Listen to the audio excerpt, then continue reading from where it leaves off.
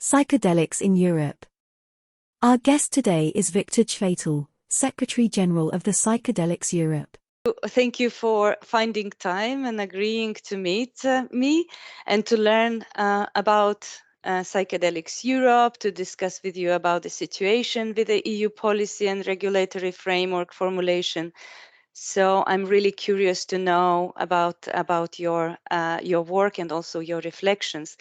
Maybe before we start, I just introduce myself. My name is Agne Bayoriniene, and in my personal and private interest, earlier this year I started my 12-month vital program in psychedelic therapy and integration. And this is mainly the US-oriented program. However, we have some EU from Europe, some participants. And when we explore different topics, it boosts my curiosity in psychedelic science and research, and in the potential of that in mental health challenges and risks. So earlier this summer, I had a privilege to discuss various topics with Tadeusz Havrot, you probably know from Parea, and it was great discussion, really nice reflections. But I continued searching what is happening in Europe, and I came across your organization. Before we start to dive into our topics, maybe you could briefly introduce yourself, your personal background. Where are you from in the perspective of psychedelics, and why are you here? Sure. So very nice meeting you, and thank you for this call. My name is Victor. I'm originally from the Czech Republic. However, I've been living in Brussels for a long time, and originally I'm a professional lobbyist or public affairs consultant. And 2 years ago, I established I would say, an advocacy platform, Psychedelics Europe, that strives to speed up the process of legalization of the medically used psychedelics or psychedelic assisted therapy on the EU single market or in the European Union. And we are basically a Brussels-based sort of a platform that brings together stakeholders and especially scientists. And we are basically trying to bridge the communication between the science and the private sector and the NGOs and the EU institutions. So although we have occasional activities at the member state level, the core really is Brussels and communication with the European Commission, the European Parliament, and the Council.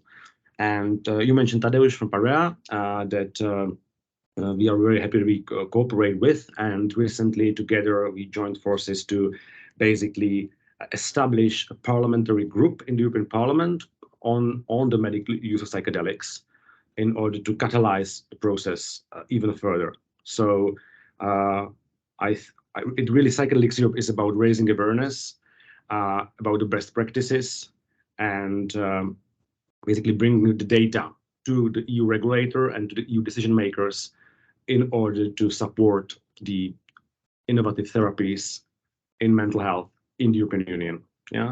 And this all is happening basically on the background of the mental health EU turn that is partially a result of the COVID-19 pandemic and other trends.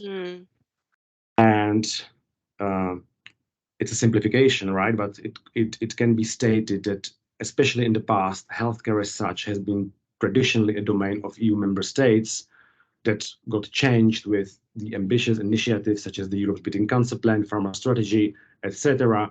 And now, as a result of a number of things, mental health is on the spot. And so what we, as well as I guess Parea, is trying to do is to secure that the medical use of psychedelics should be an implicit part of these discussions. When establishing Psychedelics Europe, I kind of saw the gap in the ecosystem. That the platforms that are able to do professional regulatory affairs or EU public affairs are needed to bridge the communication that I thought back then was missing.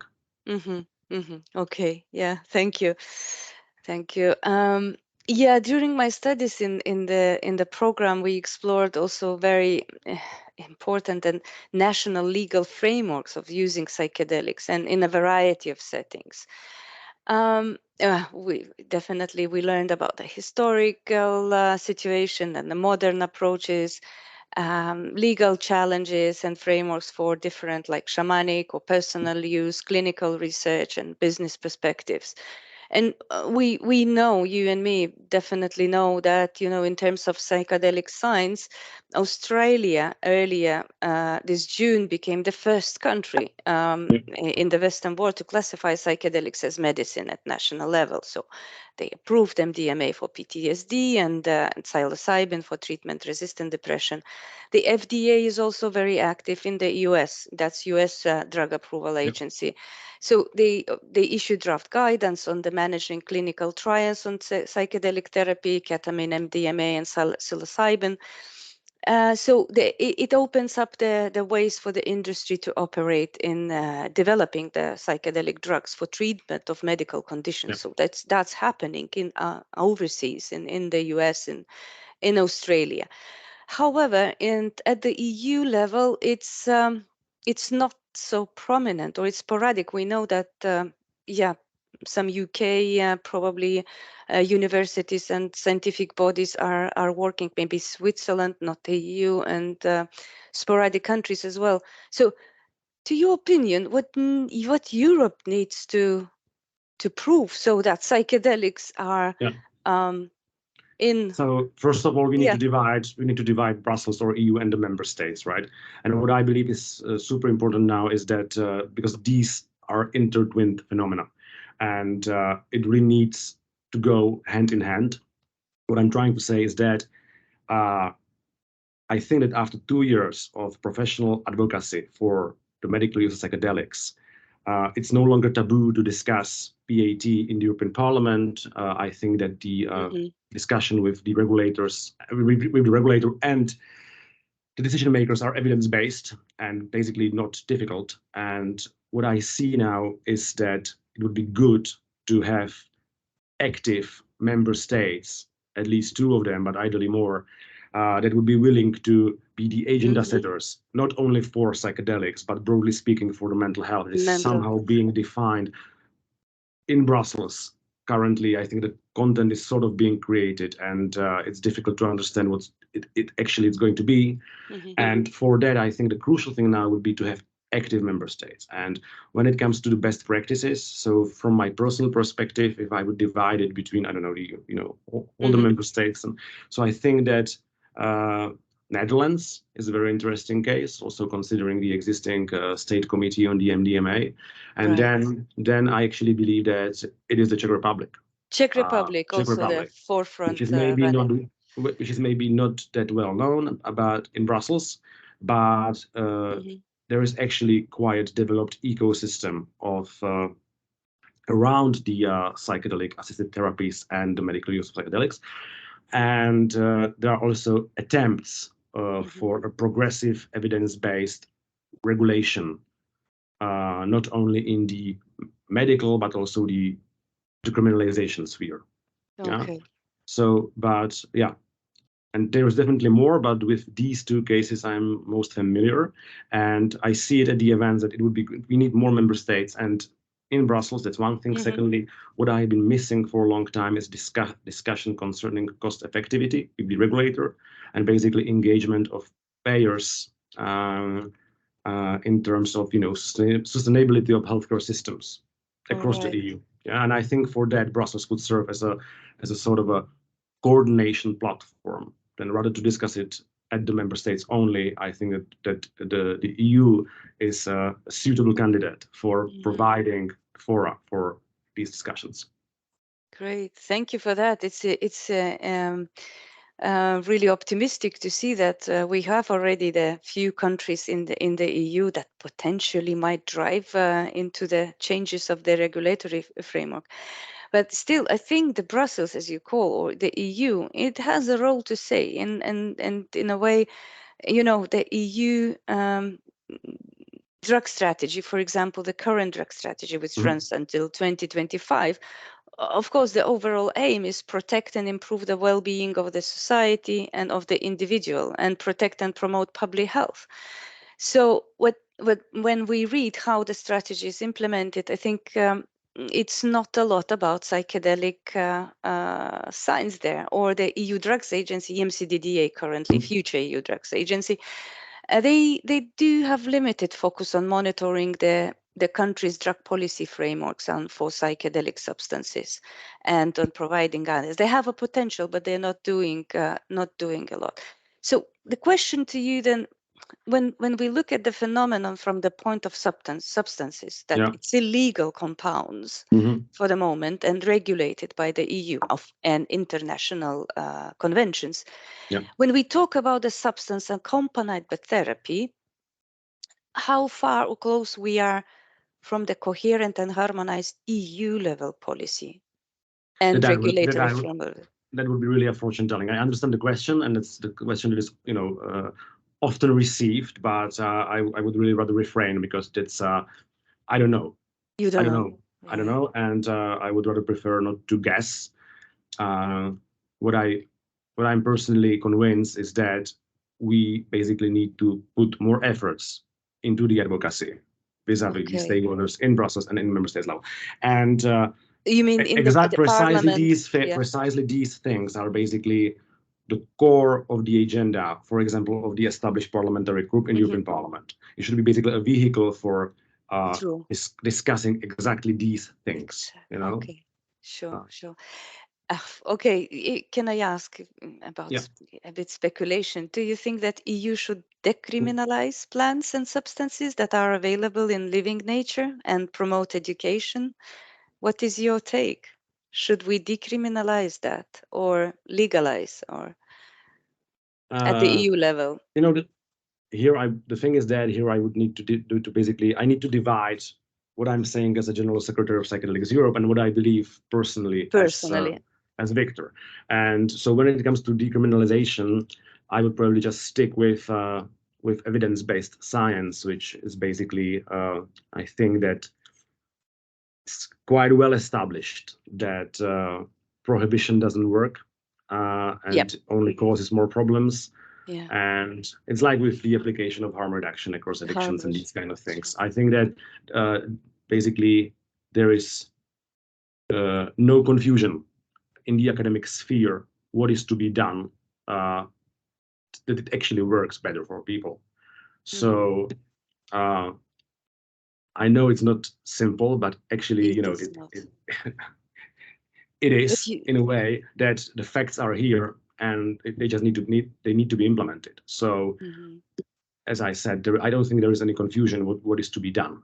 I think it's important to follow science and follow the evidence-based basically policy and what making. Works exactly. Let's talk about mental health.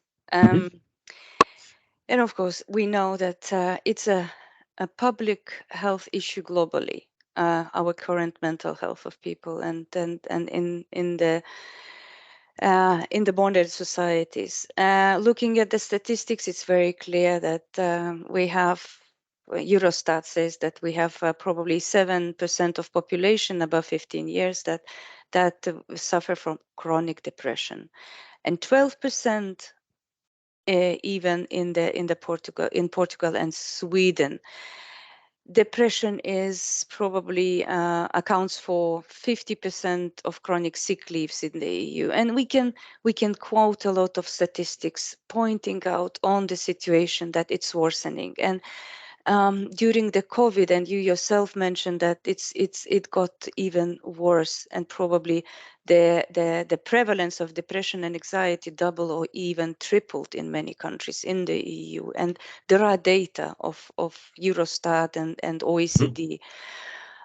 There is a lot of hope that now that we have the EU mental health strategy, and the Commission and the EU will start looking into that more carefully, and probably the money will come to fund these initiatives in the countries.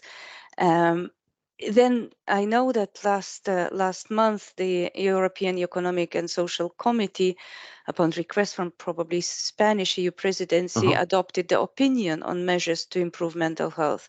And then for the first time, we're reading here that regarding psychedelic therapies, which are emerging as a new class of groundbreaking treatments for conditions like severe depression, PTSD, alcohol use disorder, more research is needed in a controlled therapeutic setting, etc. So can you share your insights where psychedelic fit into the EU's effort to tackle mental health crisis, and So how first we of all, can use, I think you described well the general developments happening in Brussels. So yes, there is now the mental health turn, which I think is good, and as we discussed before, it's being defined and it will take some time. But generally speaking, this is a very positive trend. So, and I think that organizations like Psychedelics Europe and others, of course, one of the major aims is to secure that the PAT and medical use is basically an implicit part of any discussions regularly connected with the preparation of the mental health strategy, right? That's one thing. Secondly, there is funding indeed, and at third, I think what is important is basically to anchor or to engage medical use psychedelics with other key EU relevant initiatives. So we could speak about, I don't know, palliative chapter in the Europe's Beating Cancer Plan, for example. We can look at the pharmaceutical strategy for Europe, which is a huge dossier, basically, that's going to spill over into the national legislation in a few years. And when you basically read about it, I think there is a lot of windows of opportunities for discussing psychedelics as well. So first of all, the mental health turn is kind of like, obvious candidate for this. And secondly, there are other important regulations or EU initiatives that have common or potential common denominators with what we do with PAT. And it's important basically to secure this connection and to work on it. Yeah. So in terms of this strategy and what is happening, do you know any really tangible projects that are in pipeline that will be that EU will fund under the mental health strategy or support the member states? Well, I think that just this week we are preparing infographics on what is there. So yeah, there are. I can't tell out of my head. I don't remember it, but there are projects that are, and it's actually online available. Yeah. Yeah. Okay. Thank you. Thanks for explaining that. Yeah. I mean, when I think about the regulatory framework, it's not so easy with psychedelics because we're not talking about the substance only. We're talking about therapies, and this is quite different on regularizing or authorizing some pill, that effect of the pill. Because we have to talk about the context or the container of administering that compound or that medicine. So in terms of regulatory framework, how do you see that happening? How and who should standardize the therapy itself or the standards, the protocols, how this should be set up? Is it which EU body? I mean, Medicines Agency so far it's authorizing the medicine, the pill, itself and its effects, but it was never done in terms of therapy and the protocols and standards. So how do you see? Can you reflect a little? And guidelines, exactly. Yeah, that's a big question. It's very relevant, and I think it's actually this is one of the topics that is now being widely discussed. Also, discussion about the EU guidelines, how it should look like. Yes. And again, which member state is going to maybe be, the leading state in defining that? Yes. And yet again, I don't think there is an answer now. right? And I think that, but actually discussing guidelines, it's one of the most important things for next few months or for the next year. And uh, and again, it's on the agenda of the parliamentary group to discuss precisely this. And I think that what we can do now is what we are doing on a regular basis, which is basically bringing the real experts from across the EU member states, regulators, scientists, involved stakeholders, and basically uh, create additional platforms for discussing these things, right? And it is guidelines, it's cost effectivity, and sustainability of healthcare systems and others that I think in the last year have been a bit omitted, especially in Brussels, not basically being touched very much. And if we want to really speed up the process and move it further, we need to boil it down to these practicalities. Right. Yes, but we do have some guidelines, but overseas of MAPS, the US-based Association of the Psychedelic Science. Is there a plan in Europe to use some kind of, to not to reinvent the wheel, but just to continue what they have done, or that's out of question? I don't know if it's out of question, but if there is a plan to follow it, I'm not aware of that plan, right? So, but generally speaking, I think that to use best practices that already worked elsewhere, which in this case is going to be either States or Australia or maybe in the future UK, it's something that's going to happen anyways in some form in Europe, right? And it will probably it might not be exactly the same thing, but where else can we draw inspiration? Yeah. So, however, I'm not aware of any development of this kind currently going on in Brussels or elsewhere, that they would just take it and implement it, right?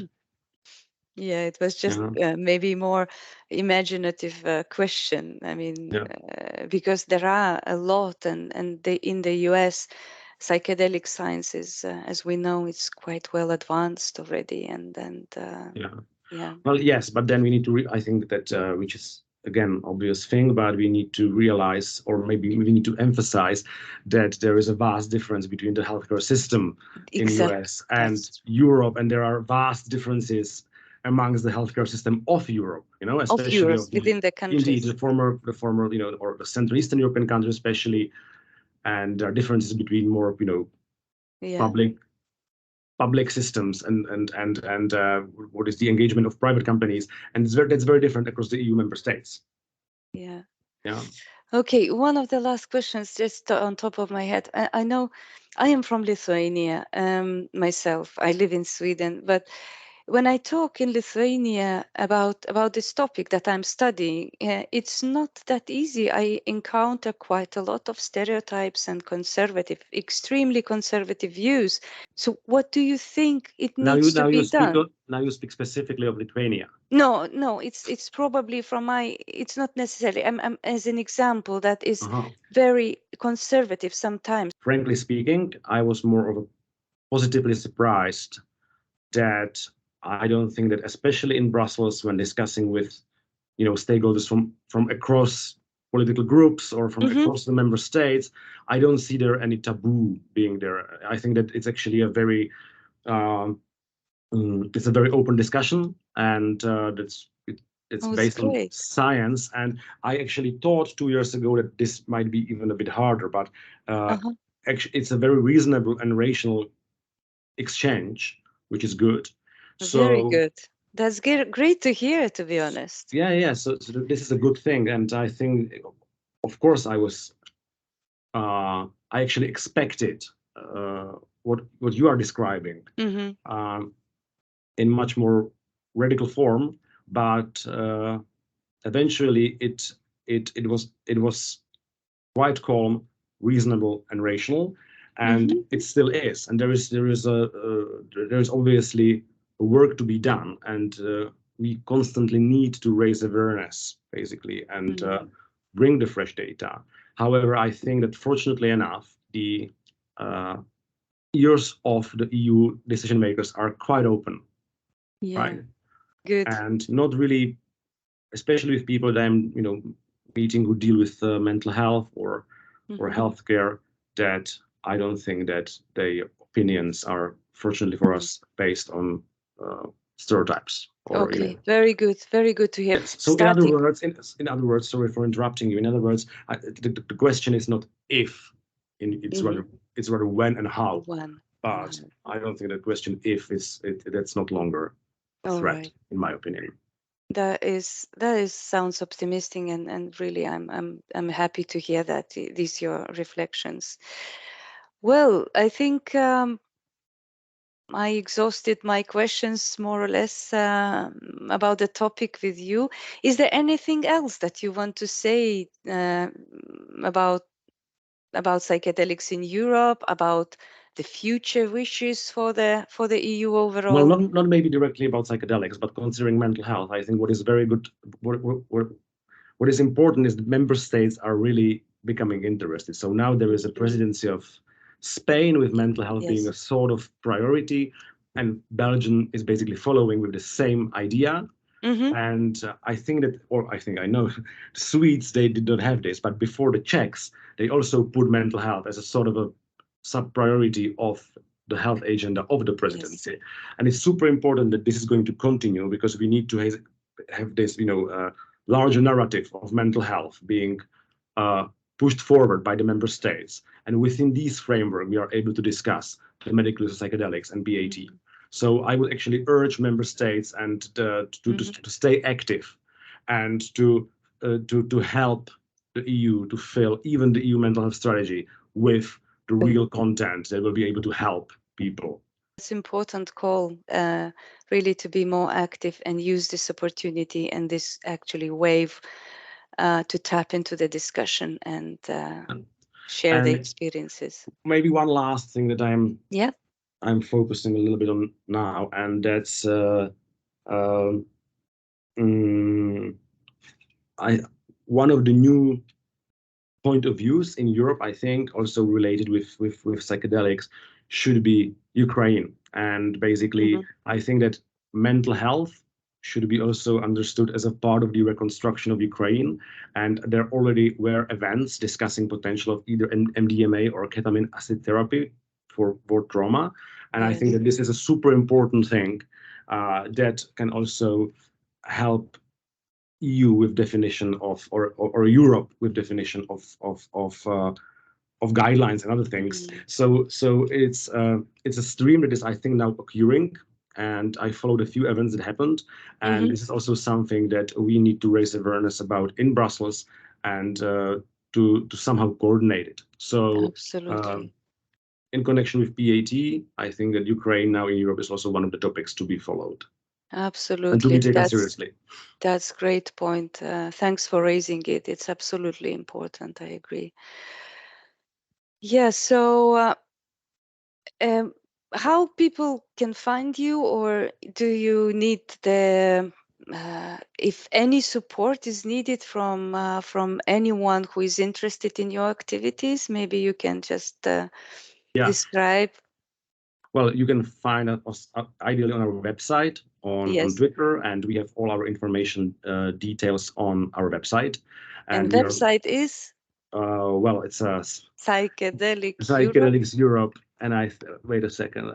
.org. We recently, there are some changes going on now. So, well, it's, you just write it to Google and you will find it. And there is all information is there. We are very much open to scientific cooperation, basically to enlarging the pool of topics we are focusing on, and any sort of a support is obviously good.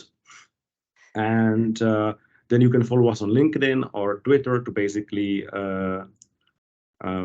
follow our activities. And for this autumn, we plan events as in the European Parliament, some with Parea, some independently. Great. So I will definitely follow you on LinkedIn. And Yeah. if there is anything that you need from me as a vital student and on future psychedelics in Europe, I am very passionate as well. It's great to connect with you, Victor. Thank you No, it very was very much. good. Thank you so much. Thank you so much.